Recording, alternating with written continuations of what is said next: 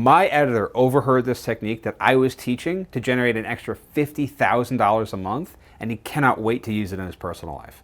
Watch this session to see how I teach him how to apply the most persuasive techniques in all of conversation to get people to feel like it was their idea to do something. We go over that in this session. You're not going to want to miss it. Whether you're a regular person, whether you're trying to date someone, whether you're trying to get someone to take action to do a chore for you, or if you're a salesperson, an entrepreneur trying to sell something, this video is for you. Don't miss it.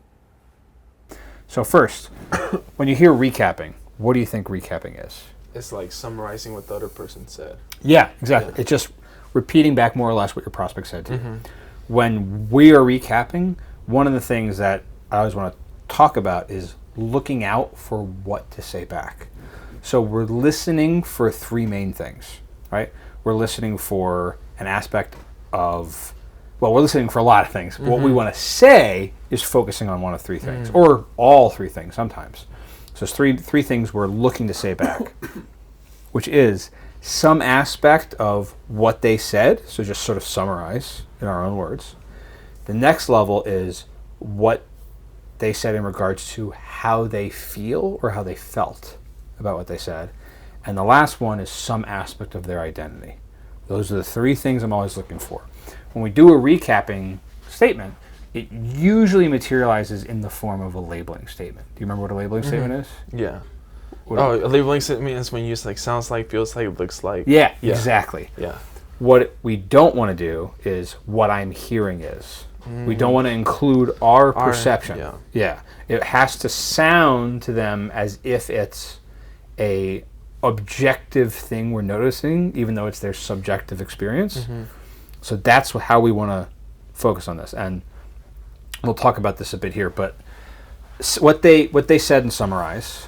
I want to role play with you a few times to give you some examples here. So give me some context of someone telling. Let's say you've got in. Let's say I'm having a conversation about buying your house at a discount. Okay, and you got in a notice in the mail from the bank. Okay, you're having a conversation with me about your pain. So I'm the seller. You are the homeowner who's selling their home. If I were to ask you like, Elias, tell me about what's really going on. Just respond to me. That's once I saw the notice in the mail, it was really like shocking, like, oh, this is legit. If I don't do something, they're gonna take away my house. Okay. That sounds really tough. What was that like for you when you first saw that notice in the mail? Well, when I looked at it, I was like, is this legit, right? Like, is this legit? And then once I realized that it was from the bank, I mean, my heart sank. Like, it's just like that shock, that upset feeling. That like, oh, they're going to take away my house. Why is this happening? You know, that whole process. I've never been in it before, so I was upset. My stomach sank, or my heart sank, because I was like, wow, they're actually going to take away my house. I don't know what to do. Okay. And so the reason I'm here right now to have this conversation about potentially buying your home is because you were caught off guard. You didn't even really see this coming. And then once you realize that this is a serious thing, they're going to take away your house, you realize like, okay, I need to take action on this. This is like a serious thing right now, because you don't want to be homeless and have the mark of a foreclosure on your record. And so like you realize we need to do something about this now, it sounds like. Yeah. Okay. Yeah. So a couple things I did there. There was an aspect of just summarizing what you said. I also talked about the sort of shock that you felt. What else did you notice? You said, you recap what I said, you summarized it. You said that must have been tough.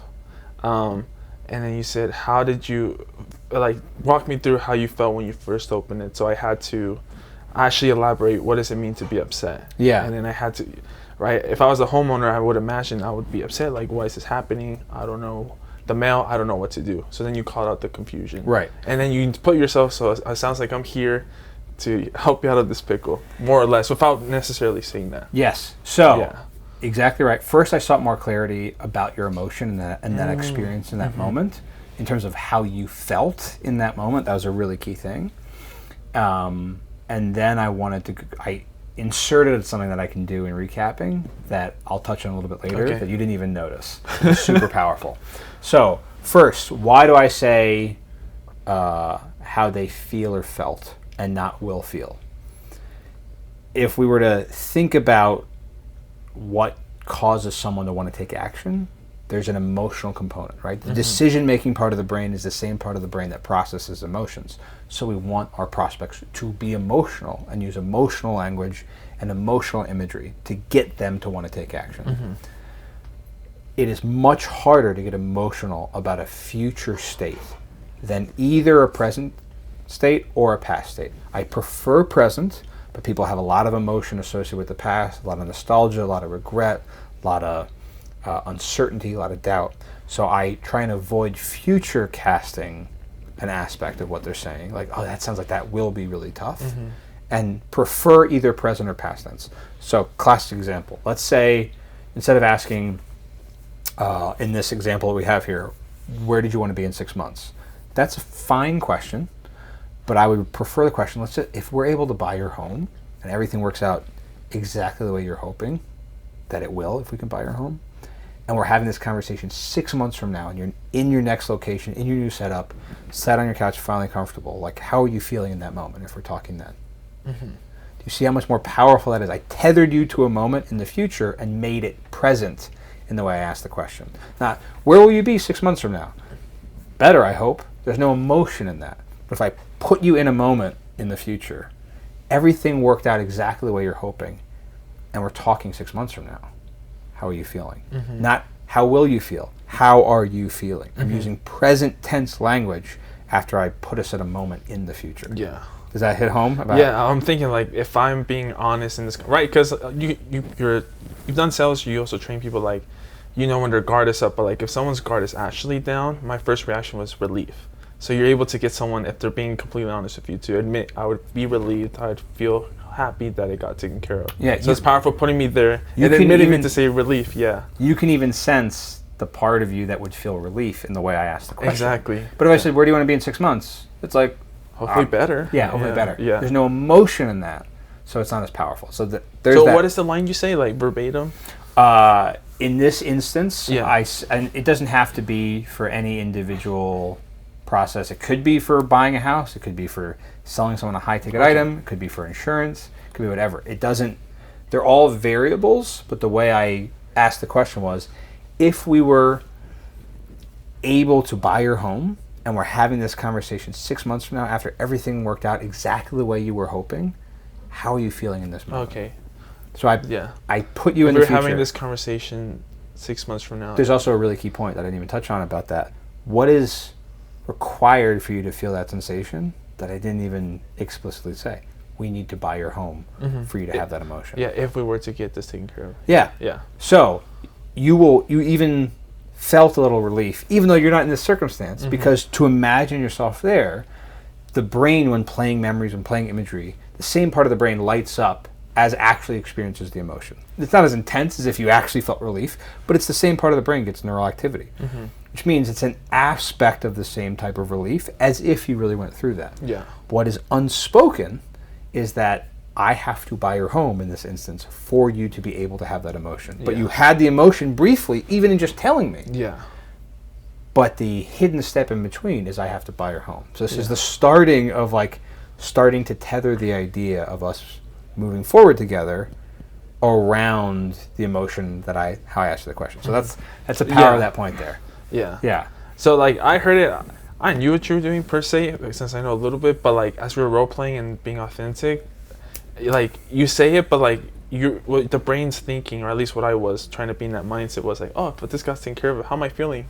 And like the if part was just, it hurt it, but didn't comprehend, which works to your favor, right? Because then you can position that later. Exactly. Yeah. The last thing I want to touch on before going to the thing that I buried in the recapping situation we just did is identity. I mentioned we're looking for they say or said, sometimes aspect of summarizing, how they feel or felt, present or past tense emotion, or some aspect of their identity. This is a really powerful one. Understand this concept. It's so important in sales conversations, is that people pay more for identity than utility. People will pay more to stay congruent with the identity they have than the actual utility of what they're getting. That makes sense. So Arnold Schwarzenegger does not pick his grandkids up from school in a Hummer because he needs the leg room. He does that, he pays for a Hummer because of the movie playing in his head about who he is and who he needs to be and how he represents himself. Yeah. And we all have aspects of this. I like to wear a collared shirt because I like feeling like I'm always at least dressed up enough to walk into a country club. Right? It's like a personal thing. I like feeling that type of way. You might like the chain because you like how it looks. You like how you feel professional, but also sharp. There's an aspect of style, right? Yeah. People pay more for identity than utility. Yeah. There's a reason we don't all drive the most affordable car or live in the cheapest house. Yeah. And the identity of who we are is way more powerful in terms of what we're willing to spend or effort we're willing to exert than the pure aspect of what something does for us. So, in terms of the identity I can bury in the recap, let's say I'm selling you sales training, okay, another thing I'm well versed in, and let's say you're a high ticket salesperson, and you're struggling to get to overcome objections. So, just imagine let's say you're struggling to overcome the I need to think about objection. Just go into the moment. I'll ask you a question and be that salesperson. So, Elias, help me understand, because I know you're saying you're struggling with objections. What's the main objection that you feel is like holding you back from making the type of money you want to make? So like with some objections, I feel like I'm able to like either we can pass around it, right? But like the main one is I need to think about it.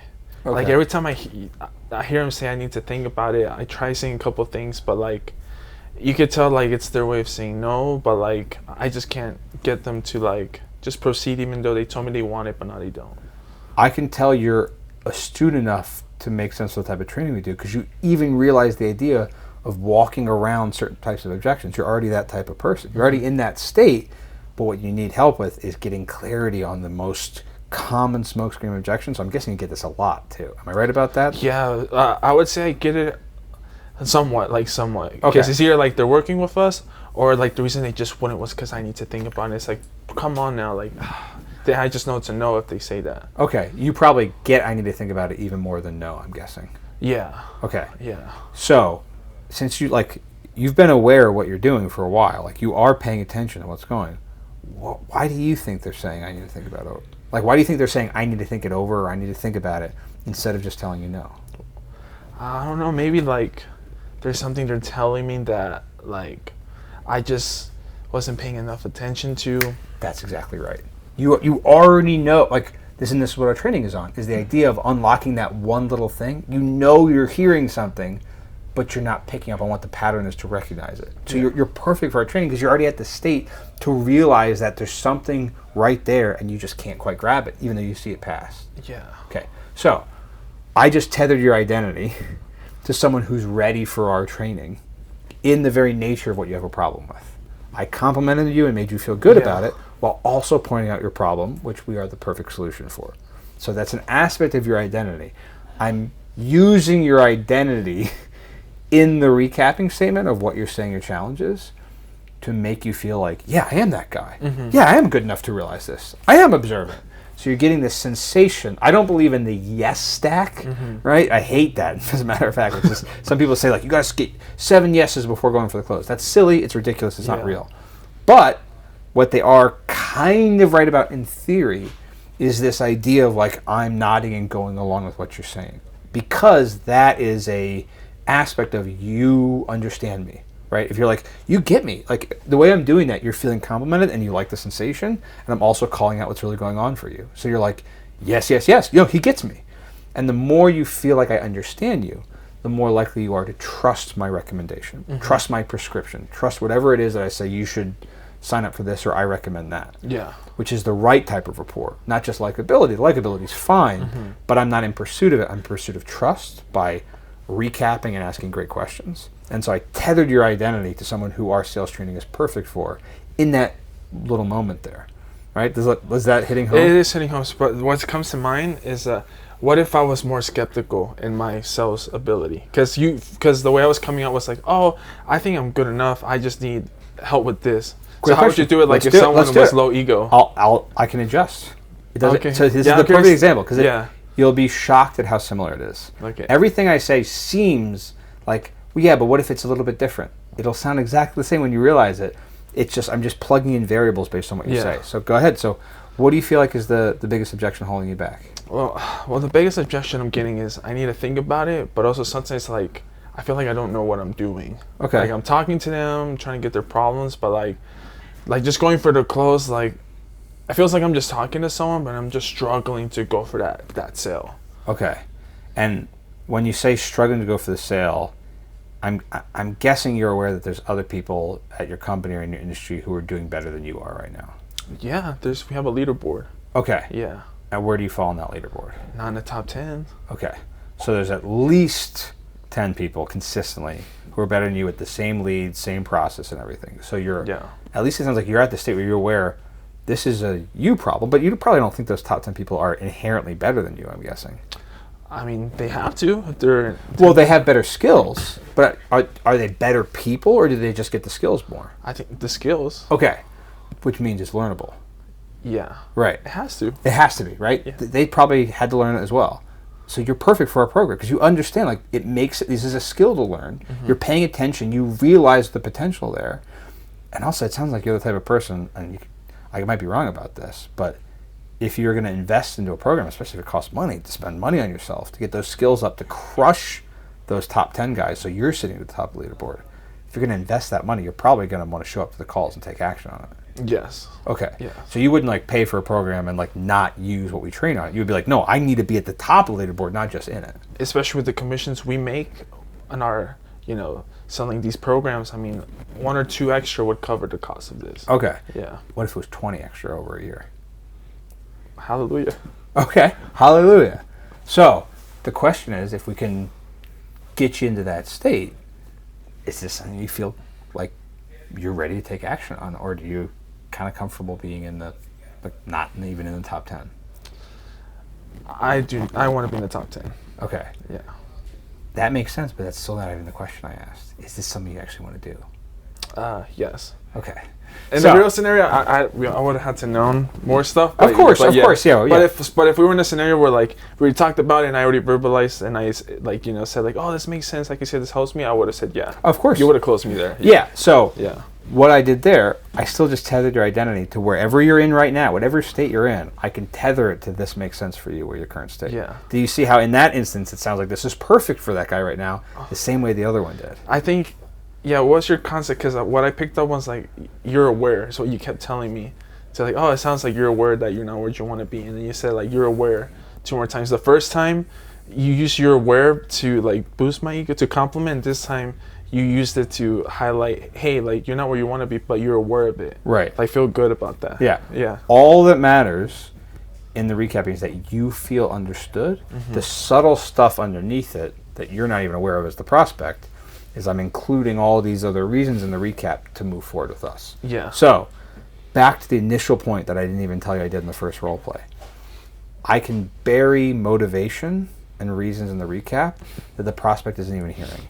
It's playing to the subconscious mind, not the conscious mind. Mm-hmm. The conscious mind is only answering and hearing 1 to 2 things at any given time for the most part. About 1.5, because it can think about one thing and have another thing and kind of in the back of the mind. Yeah. The subconscious is playing with, like, roughly 60 things at a time. This is not, it's not an exact science, but that's just how I've heard that and makes sense to me. Yeah, that makes sense. So, what I buried in every role play we've done, I believe, certainly in the first one and a little bit after, is take action.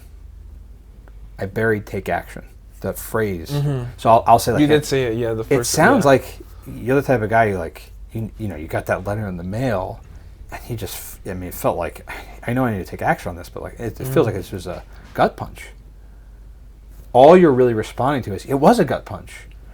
It feels like I need to take action on this, is now hits the subconscious. Now, doing that one time isn't enough to get the sale. Over the course of 45 minutes, you will start to feel more inclined to want to move forward. So, like, if you start going through their pain, and then you can highlight, well, do you feel like this is something you should take action on? Bad question, but right. Yeah. By that time, it would have been the 5th time, and you would have said it subtly. So when you go for the close, do you want to take action on this? A bunch of things, right? Yeah. So, like, I've tethered your identity to being the type of person that this is perfect for.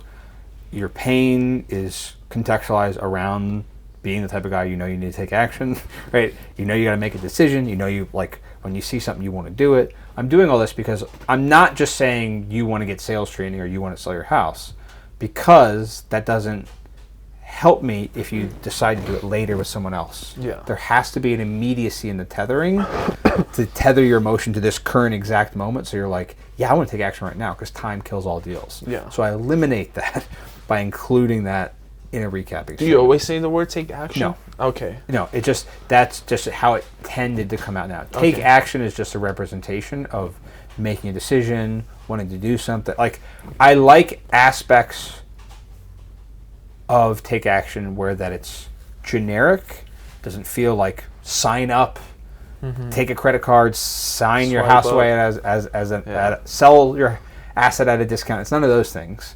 But the principle, all of those things involve action. Yeah. It's just simply a word I could switch out. I could be like, it sounds like you need to make a change, right? I could do that too, right? Yeah. So like synonyms of take action. Synonyms have of the same that idea. connotation. Yeah. Which is what you would be doing if you decided to move forward with me. Is an aspect of something like that. Yeah. So I might even, and this is a common thing I've seen in other aspects of high ticket sales. Some people like to go, man, you sound like you're an action taker. When you see something, you definitely want to do it. Yeah, definitely. Because you want to be congruent with what you verbalized. You have to tell me your identity resembles that. I don't want to just tell you and then move on. You notice after each one, I get buy-in from you at the labeling statement. But what your conscious brain is realizing is just the basic stuff at the end, which is just making you feel more heard and understood. And then I start burying more aspects of motivation and identity to want to move forward with me. This is the most powerful stuff I do. It seems highly manipulative if I don't have someone's best interest at heart, so I'm always hesitant to do this type of thing in like a YouTube video because people not understand that I'm a highly ethical person. I try and train people to be that same way as well. Yeah. Because the difference between manipulation and influence is intent. That's the intent. And so I always have the right intent, I think. I try to anyway, which I think is about as close as you can have to the right intent, and try and train people that same way. But these are simply tools. Yeah. So to hit this point home, there's this aspect in neurolinguistics programming, NLP, called pacing and leading. This shows up a lot in like hypnosis. I'll demonstrate there, and we do an aspect of that in our sales conversation that I'm doing here. So in hypnosis, when, let's just say someone wants to go to a hypnotherapist, let's say they want to quit smoking, and they're like, I've tried everything, I've tried the patch, I've tried gum, it's not working, what should I do? And they go, you know what, I'm going to get hypnotized. I'm going to go to a hypnotherapist, they'll hypnotize away the want to smoke a cigarette, so it's better for my health. That's what I'm going to go do. Yeah. Even though someone wants to have their problem fixed, the hypnotherapist still has to deal with a level of resistance at the start. Because that person, even though they want their problem solved, doesn't yet trust the person that they understand them. When you're starting to put someone into a trance, they say really basic, inherent truths that the brain won't argue with. So let's just, if we were doing a session, I would say like, hey, you know, as you're lying down, you close your eyes, there's still some light in the room, so you can sense some light behind your eyelids. You start to breathe deep. As you breathe out, you start to relax. I'm starting to do stuff like that, which is like, yeah, naturally. You stop moving, you close your eyes, all that stuff is true. That's the inherent truth of pacing along your reality, so your brain's not arguing with any of the things I'm telling you. And then I will incrementally start to lead a little bit. So I might go, okay, as you lie there and you're relaxed, you feel your heart rate start to slow down. As your heart rate slows down, you feel the stress of the day start to ooze off your shoulders. And as it oozes off your shoulders, you take a big, deep breath and exhale. And if I do that, if you then go and have that aspect of the exhale, the hypnotherapist knows they're starting to lead you because you're reacting based on the language you're doing. I'm not simply pacing the reality that you're already experiencing. This comes up in the sales conversation. I don't want to start with, you sound like someone who needs to take action today, and oh my gosh, the pain must have been so bad, because it's still too early on to get that advanced. That happens incrementally over a 45-minute conversation.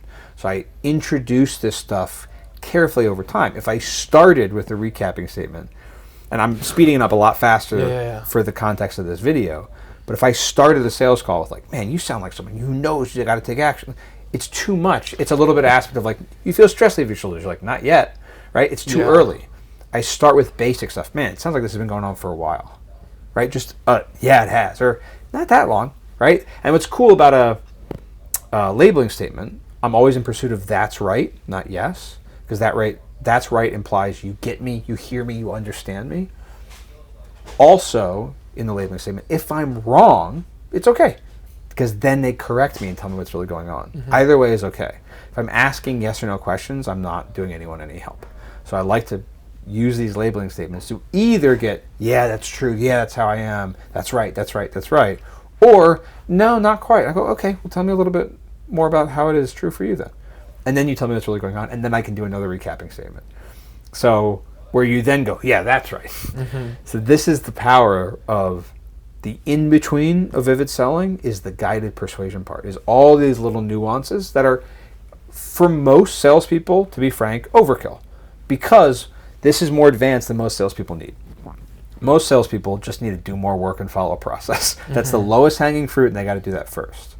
What we like to train on is the people who are kind of beyond that point. Yeah. They're already, that's done. I already am working most of the hours of the show day. up and I do. I already show up. Like, I can execute. I can execute. Yeah. Now I got to take myself from good to great. That's the goal of what we want to do. Because that's when you're, the lowest hanging fruit is just calling more and just following a process. If you just did that, that's like 50% more deals, maybe 150, sometimes 300%, depending on how little you're doing.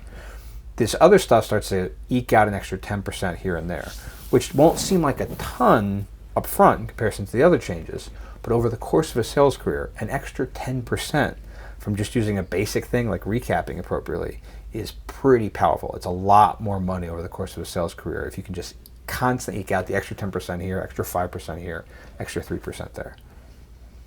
Any questions about any of that stuff?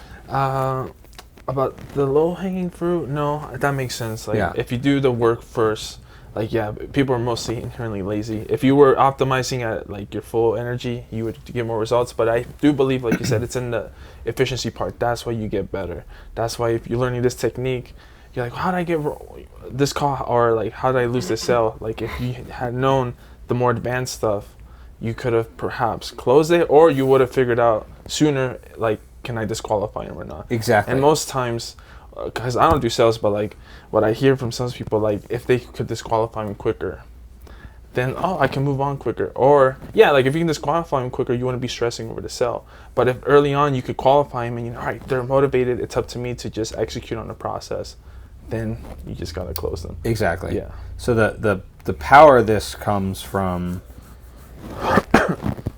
also a differentiation than how a lot of other people talk about recapping. So other people might ask like question, like 8 questions in a row, and then a really long recap. In our little role plays, I wasn't doing that. It was like question, recap, like question, recap, question, recap, question. It's a conversation. Sometimes even brief little recap that then turns into a question. I'm not even always going for that's right. I'll combine things. So like, man, it sounds like this has been going on for a while. If you don't mind me asking, like, when did you first realize you needed to do something about this?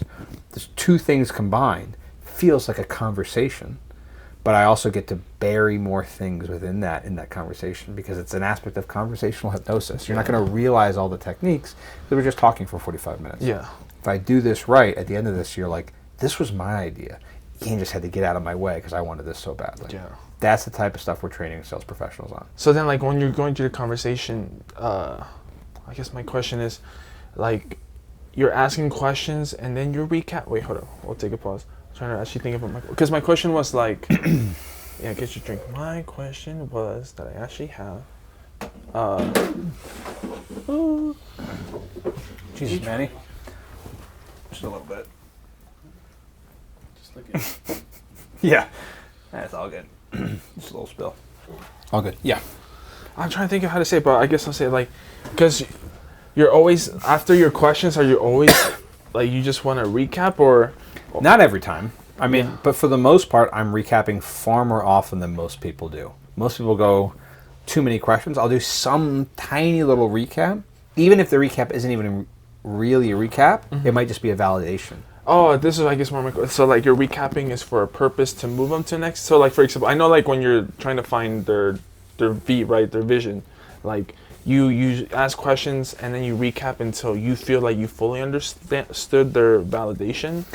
And then you'll recap to pivot, or like, are you always recapping just to summarize what they said, or is it because sometimes it's used as a transition to something else? It's a bunch of things. So I just view it as another way first off, recapping can get me more information as well as demonstrate that I understand them. Okay. So if I were to think of going through the sale as building a brick wall, the questions are the bricks, but there's no way to you don't actually have a wall if you just stack bricks on top of each other, because then they can get blown over. You need to, I don't know, stucco it. I don't even know what you use. Cement it together. Yeah. Right? The recapping is that. It's what connects the bricks together. So it doesn't always have to be a long thing that includes all these fancy aspects of what they said, to summarize it, how they feel or felt, or their identity. But it often comes out as some brief little thing to just show, let's stick. I can now ask the next question and stick that other brick on top of it. It feels like a cohesive flow, which is conversation. So I'm recapping all the time, mainly just to make sure my prospect always feels like I understand where they're coming from and what they're saying. Mm-hmm. But as I just demonstrated, I can also, I think they won't even be aware of, bury motivation, bury reasons to move forward with me in a basic little recap over 45 minutes, right? That they will then verbalize, and then they want to be congruent with that identity that I sort of created for them in just recapping what they said to me. So I do it all the time, and the flow of it is precise. But the biggest thing that most people make is you take too long to recap, which is the mistake most people make when they start doing this, is there's three things you can hit, right? Summarize what they said, their emotions, and identity. But if you try and do all three every time, you'll take so long to say it gets too cute and then it loses its I was going to say, that's another thought I had, like when it sounds too long. Mm-hmm. Yeah, so for the most part, my recapping is shorter than the question itself for the most part, unless we're going into your pain or talking about motivation or overcoming an objection, hesitation. Any other reason outside of that, it's always a shorter, right? It's like the ratio of the brick to the mortar. The mortar should be a lot less than the brick. Otherwise, it's a mortar wall instead of a brick wall. Yeah, because like how would it come out? Like, think of a conversation, like let's say you asked the question and my response was just like, let's say 2 sentences, and then your recap was a paragraph. That would feel weird. Yes. Yeah. So even if it was, it doesn't even matter if it's 2 sentences. It can be just a one word. Like if I just say like, so what's making you want to take action now? And you go like, I'm not really sure. I can't go, man, it sounds like you're someone who knows what they want, but you're struggling. Right? It doesn't work for that. The flow of it has to be less than the questions and less than what you're saying. I'm still always trying to say less than you. For the most part. And one of the mistakes when I teach salespeople this is they get too fancy. They start going, man, you sound like someone who, you got to do this now, and also like you want to take action, but also you're because it sounds fake and inauthentic. Yes. Yeah. Right. But when we role play, did any of the things I said sound inauthentic? Well, a little bit, but not really. Okay. Tell me which one. I would say, because I think this is for me, because like what I try to, like knowing what I know now, and I go negotiate whenever I hear people trying to say like take action or give me an identity, since I can catch it, like I can catch it, so I can kind of like resist more, because like now that I know you can use that technique, I'll resist more. But in our role play, my conscious brain wanted to call it out, but my subconscious brain did not, if that makes any sense. So you've been exposed to sales training enough that you're starting to notice things, because you're like, because you actually pay attention to stuff and what you're going through, so you're noticing it, so you think you'd probably call out a little bit more. Yeah, some of that. Right. Yeah, but that's why, like when we're role playing, like if I'm being totally honest and I'm not putting my defense, it wouldn't have felt like you were pushing me. But I wanted to point out, I even just did it just now. I know the question you asked. Yeah. Like, tell me more. Tell me more. I said you're paying attention to things, right? That's a good. Yeah. Right. So it's only because you were pretending not to be you. Yeah. So for the aspect of this video, I accelerated the process. If we were doing this right, you wouldn't notice, because it would take longer. The same way, like I don't say you feel yourself relax the moment you close your eyes in the hypnosis. It's got to take a while. It takes a while. So I would never start that quick. This is manufactured and fake because I'm trying to demonstrate the techniques way faster than I actually would in a conversation. So it felt inauthentic because I sped it up for the purpose of demonstration. Yeah, that's another thing I take into, like in this demonstration I have time to blah blah blah, but if I'm being totally vulnerable, I'm not paying attention to that. Of course. It's the feelings, So the way I just recapped the little aspect of your identity didn't include any of the extra stuff, because it was just a briefer thing, and then I would have started over time. Not like the other people you train who overdo it. Right. Exactly. Starts out less, Yeah. and then once we're kind of in flow, once I get the sense that I can lead, then I'll include additional things. That makes a lot more sense. Yeah. First, right, you're saying curious, asking questions, but once you feel like, hey, I think I can lead, you can test it. Mm-hmm. And if they say yes, you just keep pushing how much you can lead them. If that's Yeah, okay. yeah. I mean, or how would you? Yeah, so I mean, like, I contextualize that? just starting with just the inherent truths. Like, you're the type of guy you've been around this stuff for a while, so you're noticing what words said. There's nothing manipulative in that. That's all true. Yeah. So I didn't include any additional things. I do that 3 or 4 times. I can then start to bury smaller things. Yeah. I can be like, yeah, and like, not only did you notice this, like, you're realizing, like, not only is it something that's, because you've brought this up, not only is it valuable to you and other salespeople, but like, it's valuable to you in like, in dating and talking to friends and relationships and life. Like, I'm able to include additional things that you didn't even say. Yeah. But it builds like a natural progression. Yeah. I wouldn't just go bang into it because that's too fast. Yeah. So the nature of you even noticing it, twofold. One, I called it out. This is very contrived. Yeah. And also I sped it up for the nature of this being Yeah. contrived. If I was just doing this right, the way I actually do it in sales conversations, you never would notice. No, I totally believe that. So, the way you can practice this, and anyone watching can start to practice this, Yeah. is to practice it when it doesn't matter. So practice for a sales professional, practice when money's not on the line. For you, like, I practice this with cab drivers, with Uber drivers, practice this with friends, with bartenders, with baristas, with someone at the supermarket. When you go to buy, we get that beautiful chain polish.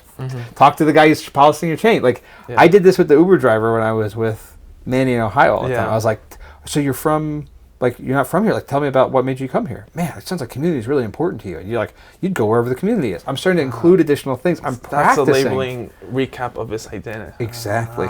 That is definitely, like you said, yeah. This is what's really That is key very here. nuanced, yeah. It's human communication. Yeah. The sales part is just our extension of getting people to take action. The tool itself doesn't have to be used to that. It's actually understanding influence. Yeah. Cool. That's cool. Yeah.